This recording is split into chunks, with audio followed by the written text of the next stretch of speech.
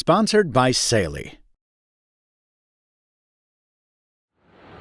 I'm Michael Fisher, and you probably already know that I'm a tech nerd, but I'm also a big geek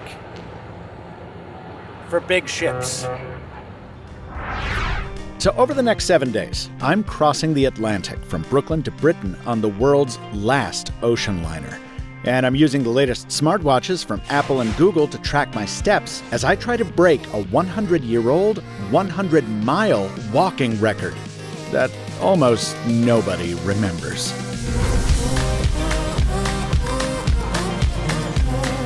Of the three elements to this adventure, most of you are probably here for the tech. So I'll start by saying that I'm dual-wristing a Google Pixel Watch 4, released in October, and the Apple Watch Ultra 3 from September. Two brand new review units that I haven't yet covered. This won't be a full review, but we will learn about the ups and downs of each. Then there's the ship, the RMS Queen Mary 2, which docks just a few steps from my home in South Brooklyn. While your first instinct might be to call her a cruise ship, she's actually a special vessel called an ocean liner, launched in 2004 and designed specifically to carry passengers between Europe and North America. And that's important to the story, because the challenge I'm chasing, the final element, was born aboard a much older ocean liner. Back in 1925, when ships were literally the only way to cross, exercise was a popular way to pass the time during a voyage. And a man named Dr. John Finley was such a passionate pedestrian that he walked 100 miles around the deck of his ship during one such crossing. He offered a platinum medal to anyone who could best it, but his record was never broken. That is, until now. I hope.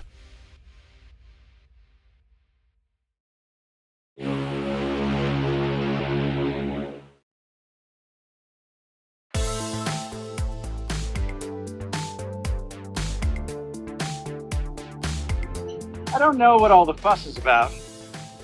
Doesn't look any bigger than Mauritania. Boarding Queen Mary 2 isn't all that different from boarding a flight at the airport, with all the hustle and hassle of clearing security and passport checks and luggage handling. But everything changes at the threshold, where you step from the gangway not into a single seat in an overstuffed aluminum tube, but into the warm embrace of an 1,100-foot-long, 18-deck-high, 150,000-ton floating hotel.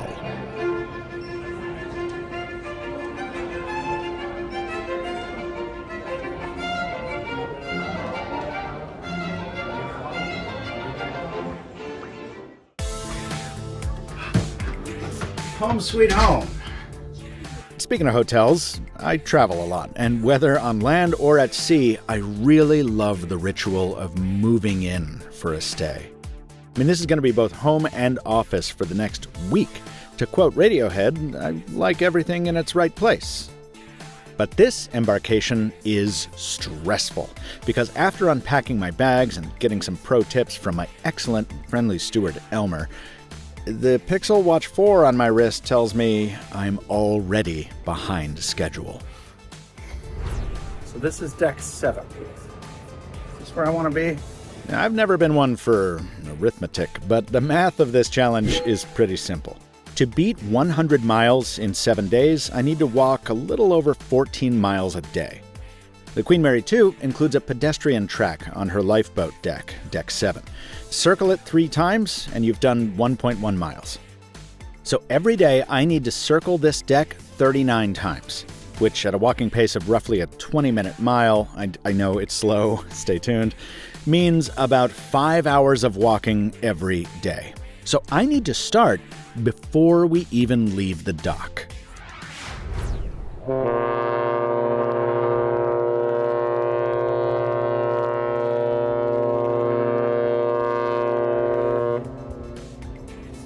You might be thinking it already. If you're using GPS smartwatches to track your distance, isn't the movement of the ship going to give you thousands of bonus miles you didn't earn? Yes. Which is why I disabled the Pixel Watch's GPS and used the indoor walk setting on the Apple Watch Ultra. And that means they'll both log distance based on step counts alone. I'm backing those up with a simple pedometer as a third data point. Thank goodness I did this because, again, stay tuned. And to keep track of how many laps I do, I'm using a trick that's older than the challenge itself. You just carry a bunch of coins in your right pocket, and with every circuit you complete, you swap one coin to your left pocket. Okay. 3 laps equals 1.1 mile. Well, I've been around 3 times, so 1 mile down, 100 to go. I'm surprised by how quickly the land fades behind us. Only a few laps around the deck and we've left Brooklyn behind, passed under the Verrazano with mere meters to spare, and watched New York City shrink from looming metropolis to bumps on the horizon. After saying goodbye to the last of the land birds set against the backdrop of a beautiful sunset, one of the last points of light I see is something I've actually shown you before on this channel. The strobing beacon of the Montauk Lighthouse, bidding us a safe eastbound crossing, and bidding me to bed. So that's going to be enough for today. 10 miles for day 1. We had a whole half day before boarding, and 6,000 steps before boarding, with luggage. Yeah, 10 miles is good. I'm hobbling. Who knew walking could be this hard?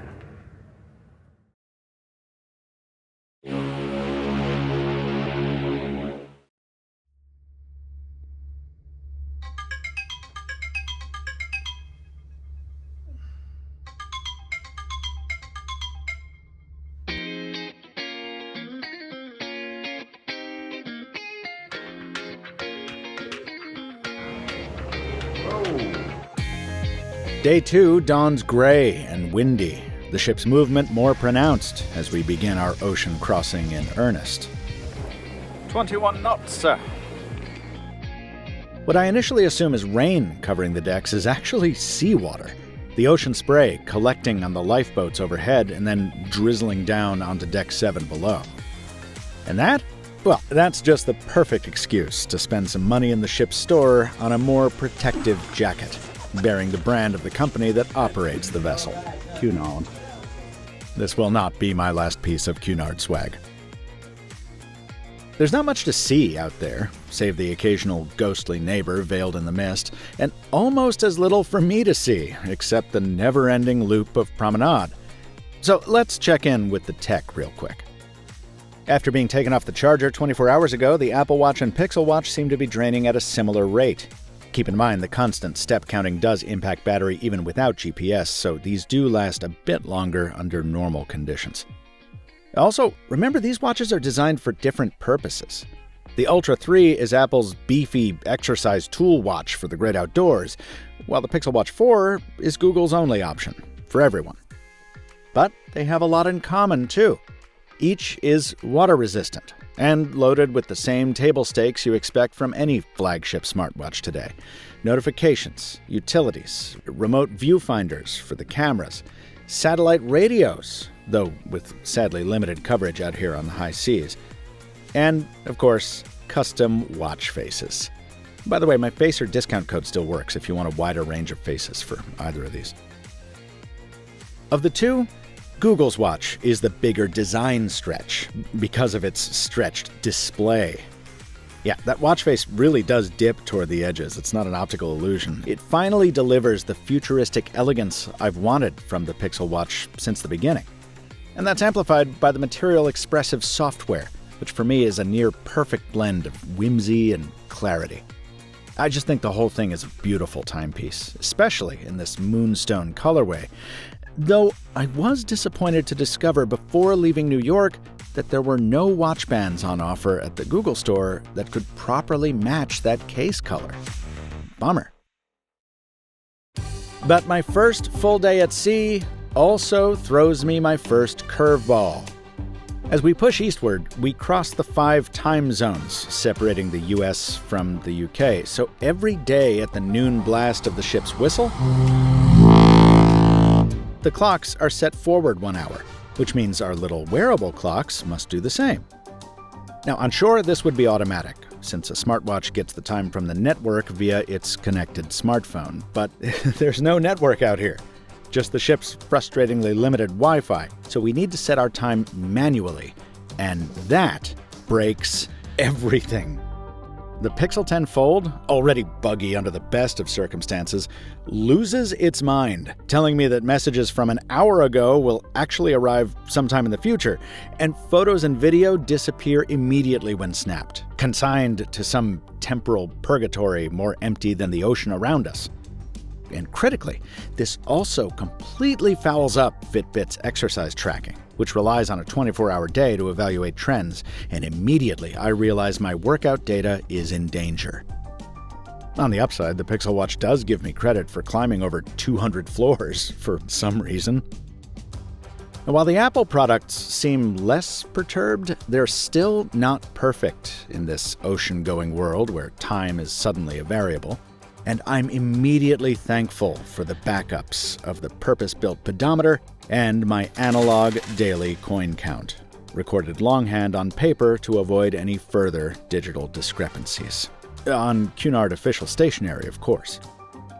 But even the coin count is susceptible to the errors endemic to a tired brain. I miscounted my coins. I thought I was done with the first segment of the day, because I thought I put 9 miles worth of coins in my pocket instead of 7. So now I gotta go around 6 more times. This is a lot of... I knew it was gonna be a lot of walking, but this is a lot of walking. Woo! And wherever there was a doubt about the coin count, I always did an extra lap to make sure I was on the proper side of that error. By the end of the day, I've more than made up for yesterday's subpar step count by logging almost 20 miles. Literally covered in salt. And both watches are almost as tired as I am. That brings me to my last Pixel Watch point. This new charger is great. Not only does it prop up the watch for better visibility, it also charges it quickly, taking just 40 minutes to bring it back to full. The Apple Watch made it up to about 80% in the same time. And in a nice touch, it tells you if you haven't docked it properly or forgot to plug in the USB side, which I did more than once. Smart stuff. I shower, I stretch my aching feet. Hot foot content. Ugh. Ow. And I have my dinners. Go ahead. Ask me who I'm eating with.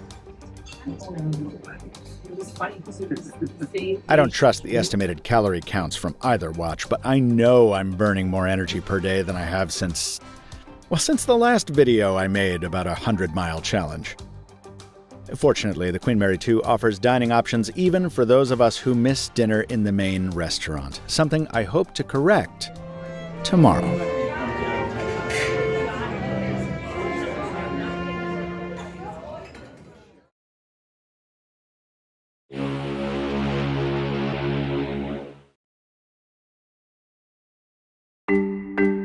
Day 3 finds our hero off to a slow start, with me finally dragging myself out of bed an hour later than planned, my body feeling every one of yesterday's 20 miles. I want to go have fun. I want to go explore the ship. I want to go play trivia. I want to go make a friend. But I gotta go walk 14 miles. 'Cause that's what I decided this was about. I clad my exterior in the requisite workout clothes and armor my internals with the daily preventative ibuprofen and sodium-potassium breakfast, the combination of which I hope will dull the aches, cramps, cricks, and stabs that are beginning to plague my body. The glamorous parts of trying to break a record. Stretching your feet in public. Because despite being roughly 15 years younger than the average passenger aboard, putting 30 miles on my pedometer in 2 days is taking its toll. The weather, too, is challenging, and not in the way I expected. With a constant headwind, I thought I'd have it hard while walking forward and then, get a break when walking aft.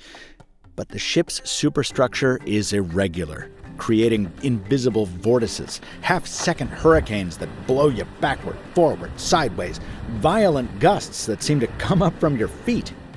The first time your hat gets blown off, it's funny. The 50th, it's exhausting. She's winning. She's winning the fight, lads. The Mary's got me. Meanwhile, under your feet, the deck is pitching and rolling, the weather on one side of the ship seeming to have no relation to that on the other. And while Queen Mary 2 was thoughtfully designed with the windscreen on the forward end of Deck 7 to allow for an uninterrupted walkabout, on my crossing, that section is closed for maintenance, forcing we walkers to pass through an elevator lobby guarded by doors seemingly hell-bent on killing us. Oh my god.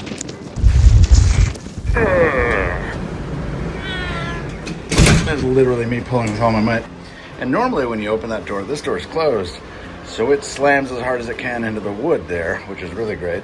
This is about to come off. Sorry. All of this is why my normal 18-minute mile became a 20-minute mile aboard the ship. By my math, Dr. John Finley was in his mid-60s when he walked 100 miles on his famous crossing. And at this point, not even halfway through and feeling this much pain and fatigue in my feet, I'm even more impressed by his feat. Now you might be asking, well, didn't you train for this?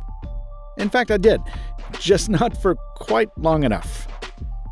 When I committed to this challenge, I had 47 days before sailing, so I asked Google's Gemini to generate a training plan for me.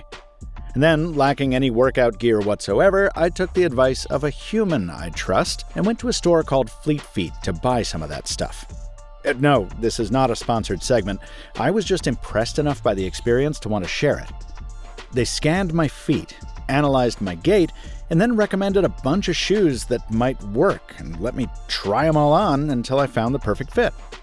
In my case, that was a pair of New Balance 1080s, which I then tricked out with custom insoles, compression socks, and one of those stretchy ball things to help with my plantar fasciitis. I feel like a new man. Because I got some new kicks. I did as much training as I could in those 6 weeks on land. I even got to pay tribute to John Finley himself, in a way. There's a walking path named after him on New York's East River Esplanade, which I visited on one of my longer training days. But as he knew, and as you now do too, walking on a solid sidewalk in sunny September is much different than doing so in the North Atlantic of October.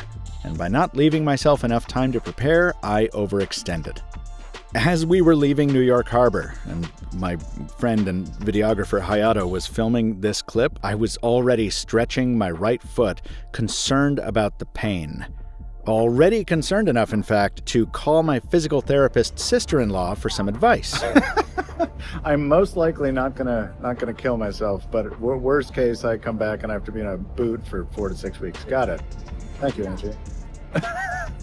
As the days at sea wore on, and I fought everything from the wind to those damn Deck 7 doors, my knee began complaining, which prompted persistent sympathetic twangs in my hips and lower back, and my clever plan to use the walking time as work time by using my phone all day crumpled my posture and compromised my form, exacerbating my problems. Fortunately, I realized early enough that I was sabotaging myself, and I transitioned to podcast listening, music, and trading voice notes instead of typed messages. The pains didn't get much better, but they also didn't get much worse, at least not until much later. And like always in this life, friends help. While I was sailing alone on this voyage, each day introduced me to more fellow passengers, including a couple close to my age who, it turns out, are familiar with MrMobile. And the opportunity to share a cocktail with them in the Commodore Club, or talk over a few pints in the Golden Lion pub, would serve as strong motivation for me to finish my laps more quickly each day. You guys want to say hello?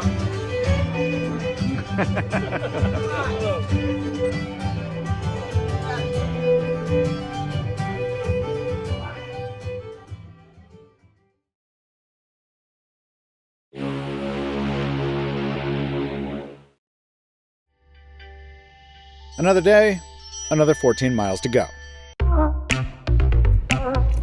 Coffee. Check. Today I'm focusing on the Apple Watch Ultra 3, and before I go out, I need to put it on my other wrist. See, I've noticed the Pixel Watch 4 giving me credit for many more steps than the Apple Watch does. But I don't know whether Google is overcounting or Apple is undercounting. Well, the ship's clearly labeled Walkathon gives us the opportunity to answer that question, and to eliminate the possibility that I swing my right arm more than my left or something, I do the old switcheroo. There almost couldn't be a bigger contrast between two wearables. Where the Pixel Watch is all organic curves and quiet nested circles, Apple Watch Ultra is brutal and bold, a calculator watch for a commando.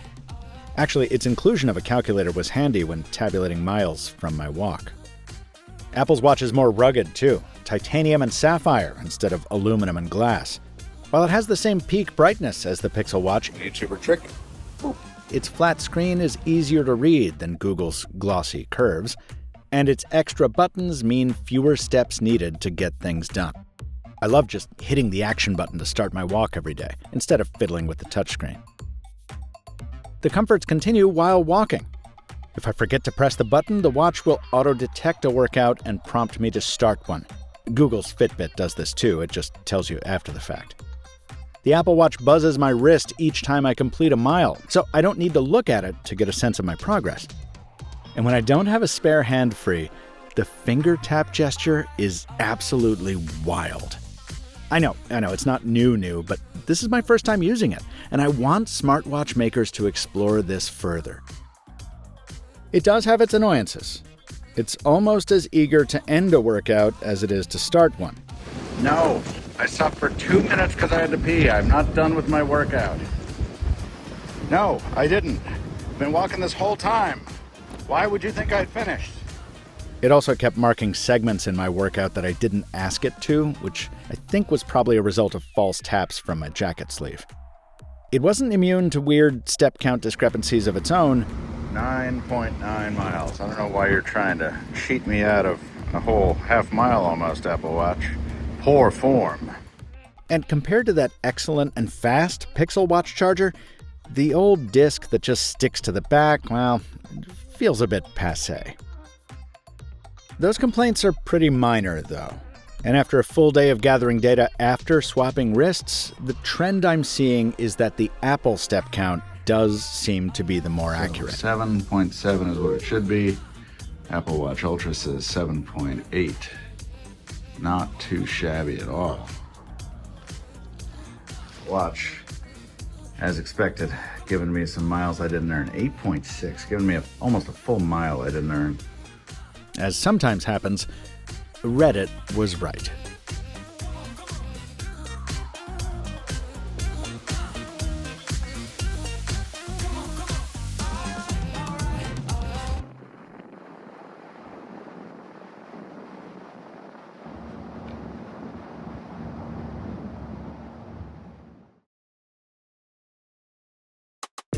It doesn't matter how many phones you bring with you on an adventure abroad like this, they're all useless without service.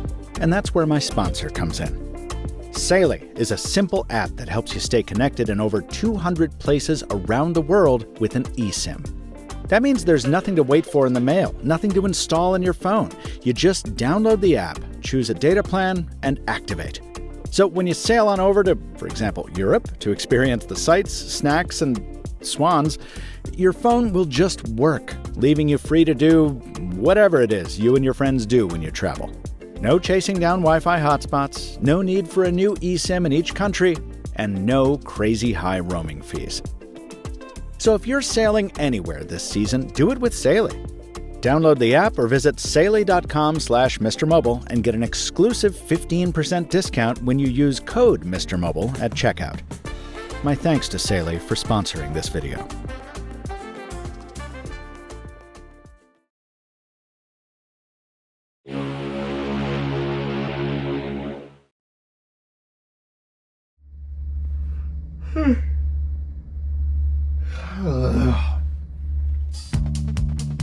A nice perk of sailing on Queen Mary 2 is that your ticket price includes breakfast room service, which is a godsend when you're walking 5 or 6 hours and losing an hour each day.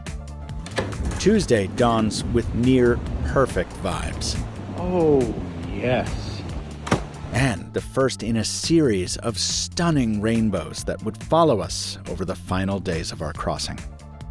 The good weather is a fitting backdrop to my improved mood. By waking early and achieving consistent mileage for the past 2 days, I've found the time to experience more shipboard life. During a reception for first-time passengers, I met the ship's officers and even got to tell the captain about my walk. His advice to me? Keep going. Which I think was partly encouragement and also partly a suggestion to stop holding up the line of passengers behind me waiting for their own photo with him. After taking my dinner solo the first few days, Now it's time for a burger review. Woo! It's a little miles above transit joke. Miles in transit?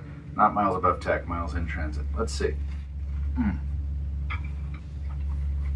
It's got some real dimension. I considered ordering it without the onions because I'm not a big fan of caramelized onions, but, that adds a lot of variety. What's this? Kind of ketchup, not really. last night I decided to join my assigned table in the Britannia restaurant, which turned out to be populated by a collection of similarly solo travelers from all over the world who welcomed me immediately. To respect their privacy, I didn't film them much, but I so enjoyed their company that I looked forward to seeing them at dinner each night, or up on deck during the day. When I spotted an oddity on the horizon, quite often I could look around and also spot one of my table mates with whom to share the sight. Case in point, this odd-looking ship, apparently the world's largest cargo sailing vessel, taking its maiden voyage from France to Baltimore and passed within a few miles of us. Anyway, the point is, making friends is easier on a crossing when you're all, quite literally, in the same boat. The familiar routine continues apace. Every day, your cabin is freshened by the steward who always greets you by name, and every night, that steward leaves a program of activities and notices for the next day. The weather on deck seems to change every few minutes. The ship's steady thrum and constant motion, at first alien and maybe unsettling, is now expected and comforting. In these clips, you could be forgiven for finding the creaking and flexing of her structure slightly ominous.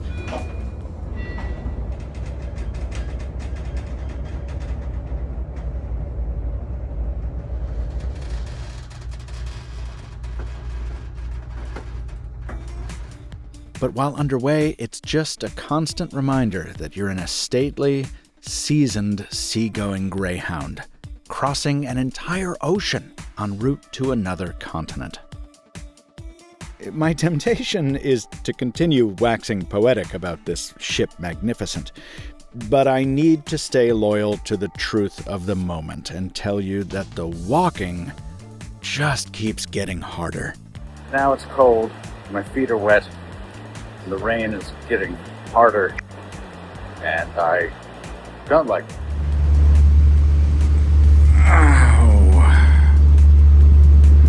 Pocket Cast's broken, so I can't listen to any podcasts. My knee is painful. My hip is starting to feel painful on the same side now. It's raining, it's still cold. Miserable day. It's coming to get us again. We gotta step on it. Come on, Captain. Fire up the last boilers.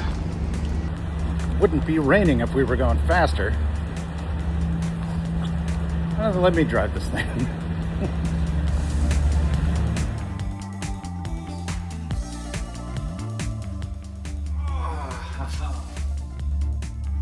Oh.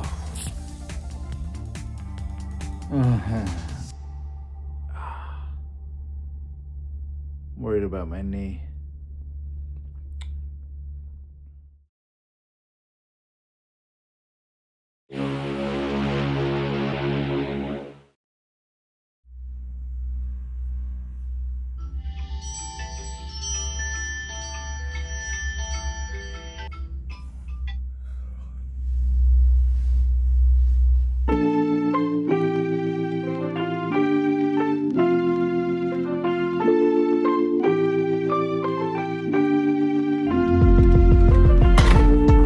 day.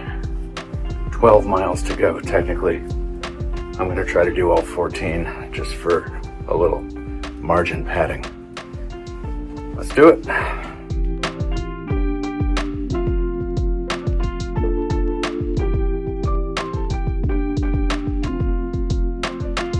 First coin of the last day. Already getting striking pains in the knee. Probably not a great sign. But yesterday we got into a groove, and today I think we will too. I hope. While I trudge on through these difficult last few miles, I gotta throw another bone to my fellow tech geeks who might be wondering how I shot this one. I have no regrets about calling out all of its stupid bugs. Who am I? I'm the guy who did his job. You must be the other guy. I hate this. I want to throw it into the sea. For all its bugs, the Pixel 10 Pro Fold is still a foldable, and therefore still quite useful for capturing footage when you don't want to carry around a tripod. The iPhone 17 Pro Max is, of course, the best mobile video platform, so it was in my other pocket most of the time, and POV footage came from a pair of Gen 2 Meta Ray-Bans, borrowed from the same person who turned me on to Fleet Feet, and who contributed this encouraging token to my coin collection. The nicer product shots were courtesy of my mainstay, Sony a7S Mark III. Up on deck, I learned that the Pixel Buds Pro are not as good at handling wind noise as the Nothing Ear 3, and the most valuable product of the whole crossing? It works! This $5 cap catcher from a seller called The Hat Pros on Amazon. Must have saved my hat 100 times. As we near the end of our crossing, the tenor of the ship changes. The weather steadies and breaks into the longest stretch of congenial conditions we've had. The warmth and calm prompting passengers to hit the deck chairs in numbers not seen since New York. Seabirds and other ships grow in number as we inch closer to land, which we spy for the first time in almost a week. The crew, which has been constantly caring for the ship the entire time, now seems to multiply in numbers and fan out across the decks, painting and cleaning and getting ready for tomorrow's turnaround. My new friends join me for a few laps, my various pains numbed by their welcome distraction. The rainbows return over and over, joined for a split second by dolphins, and I hold out hope that all these are good omens, while trying to avoid the complacency that so often snatches dreams away at the last moment. I walk straight, avoid twists, breathe deeply, and finally, with one last coin transferred from right pocket to left, I finish my workout.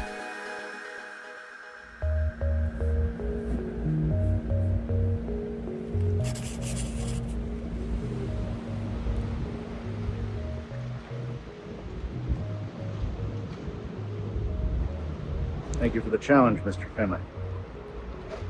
It was indeed a challenge, but one worth doing. To my surprise, I don't immediately collapse into bed, instead floating on some mixture of adrenaline and gratitude as I reward my achievement with exploration. I poke into all the corners of the ship I've not yet seen, from the largest library at sea to the pet kennels, complete with geographically appropriate fire plug and lamppost for canine relief. And as I explore, I tabulate. I've circled Deck 7 281 times, for a grand total of 103 miles walked in 7 days. Yes, 101 would have been enough to beat the record, but I wanted to add a safety margin to guard against errors I hadn't foreseen. And yes, if you look at the step counts from the technology I carried, you'll see that I actually walked a great deal more, but I only counted the circuits around Deck 7 as official. I figure that's how Finley would have done it. And since the good doctor's platinum medallion was no doubt long ago melted down into something else, I spent a few more bucks in the ship's store for my own low-budget equivalent. We have Finley metal at home.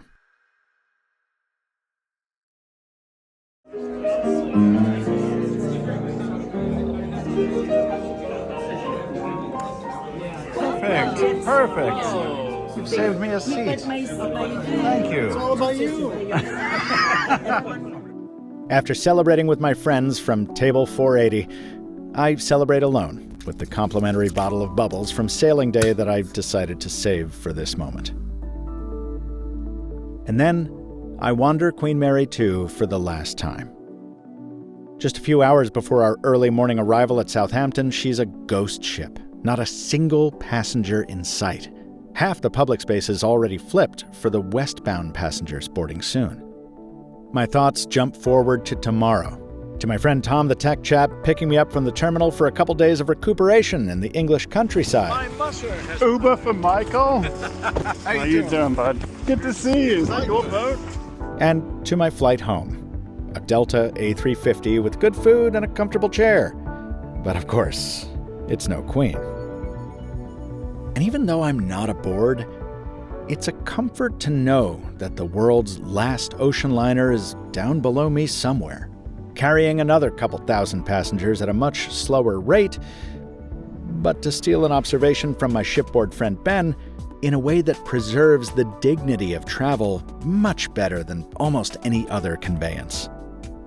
Am I romanticizing the whole thing? Absolutely. And I fully realize that such an experience, while not as expensive as I thought, is not within everyone's reach.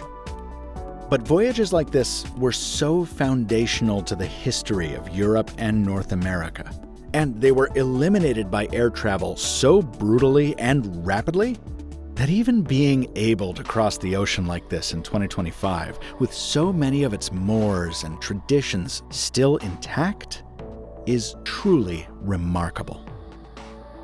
And I think one of the better traditions of that admittedly imperfect time was doing something just because it was hard to do, to aspire.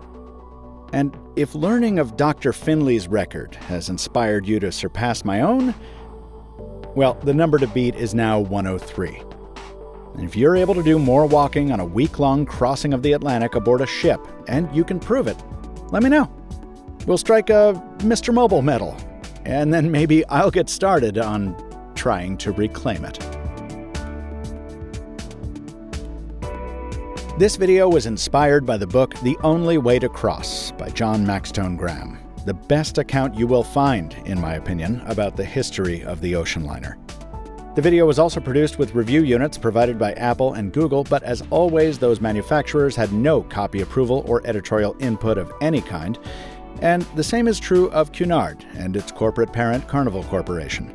I bought my own tickets, and I did not advise the company of my record attempt. Check out my 100-mile e-bike ride if you like super long MrMobile videos like this, and please share this one if you enjoyed watching it as much as I enjoyed making it. Until next time, from Michael Fisher, Captain Two Phones on Threads, thanks for watching. And stay mobile, my friends.